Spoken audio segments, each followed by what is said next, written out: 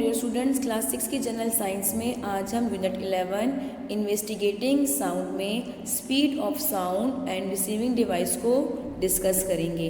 Page number आपके पास है 138 and 139। Students, sound क्या है? साउंड के बारे में हम प्रीवियस लेक्चर में डिस्कस कर चुके हैं। Sound is the form of energy which stimulate the sense of hearing. Sound क्या है? एनर्जी की एक फॉर्म है जो कि सेंस ऑफ हेयरिंग को, सुनने की हिस्स को स्टिमुलेट करता है। साउंड किस तरह से प्रोड्यूस होता है? साउंड की प्रोडक्शन के लिए क्या ज़रूरी है? Sound is produce by the vibration of an object, यानी कि साउंड की प्रोडक्शन के लिए किसी भी ऑब्जेक्ट का वाइब्रेट होना बहुत ही ज़रूरी है। इसके अलावा हमने ये भी डिस्कस किया था कि साउंड जो है उसके ट्रैवल के लिए मीडियम का होना बहुत ही ज़रूरी है, यानी कि साउंड जो है मीडियम के थ्रू ट्रैवल करेगा, वो वैक्यूम में ट्रैवल नहीं कर सकता।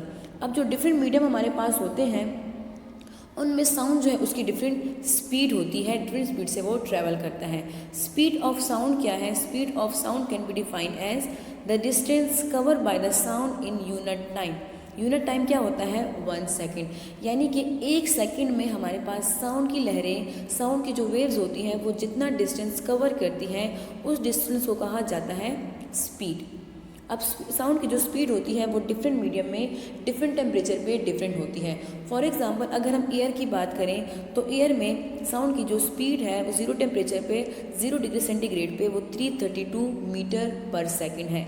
लेकिन जो ही हम टेम्परेचर इंक्रीज़ करेंगे स्पीड ऑफ साउंड जो है वो भी इंक्रीज़ होगी। फॉर एग्जांपल 0 डिग्री सेंटीग्रेड पे स्पीड ऑफ साउंड जो है वो ड्राई सी लेवल एयर में क्या है? 332 मीटर पर सेकंड है।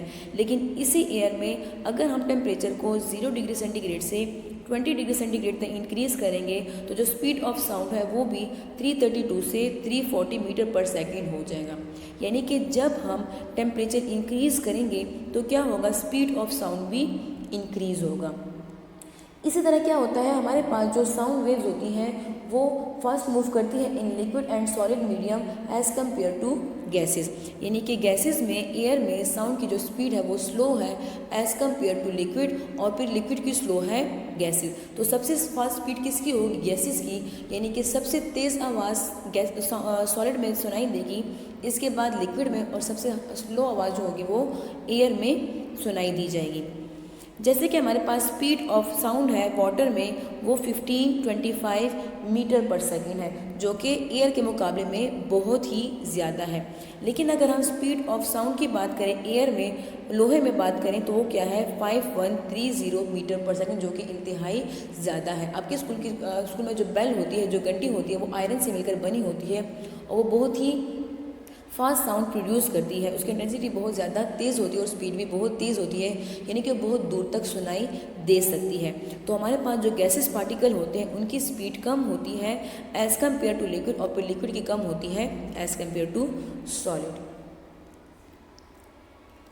नेक्स्ट हमारे पास है रिसीविंग डिवाइस, यानी कि साउंड को सुनने के लिए रिसीविंग मीडियम का, एयर का होना भी बहुत ही ज़रूरी है। रिसीविंग मीडियम हमारे पास क्या है? रिसीविंग मीडियम हमारे पास एयर है। The sense organ of hearing, ये हमारा सेंस ऑर्गन है जो कि क्या काम करता है? जो कि हेयरिंग का, यानी कि सुनने का काम करता है। Human air consist of 3 parts. Human air जो है वो कंसिस्ट करता है 3 पार्ट्स पे। जो आउटर पार्ट है उसको आउटर एयर कहा जाता है, सेकेंड जो पार्ट है उसको middle air, and third one या फिर लास्ट वन को इनर एयर कहा जाता है। डायग्राम में आप देख सकते हैं, यहाँ पे हमारे पास डायग्राम है ह्यूमन एयर का इंटरनल स्ट्रक्चर। आउटर एयर जो है वो फर्दर कंसिस्ट करता है 2 सब पार्ट पे, पिन्ना एंड एयर ट्यूब या फिर एयर कैनाल।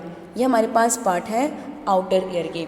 जो मिडल एयर है ये हमारे पास यहाँ पे सेट ऑफ एयर बोन्स होती हैं जिनको ऑसिसल कहा जाता है। इनर एयर में क्या होता है? इनर एयर में हमारे पास semi circular canal, cochlea and auditory nerves मौजूद होते हैं। ये हमारे पास इंटरनल स्ट्रक्चर है एयर का।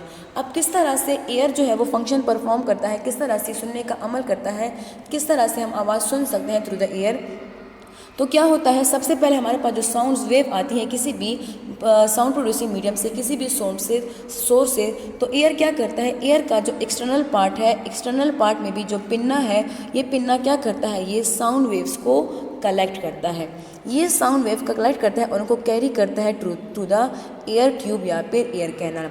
साउंड वेव पिन्ना से जाती हैं through the air tube. Air tube से जब ये पास होती हैं तो ये स्ट्राइक करती है एयर ड्रम से। जब ये वाइब्रेशन, ये साउंड वेव्स एयर ड्रम से स्ट्राइक करती हैं तो ये एयर ड्रम क्या करता है, ये वाइब्रेट करना इसके शुरू कर देता है, ये थरथराना शुरू कर देता है।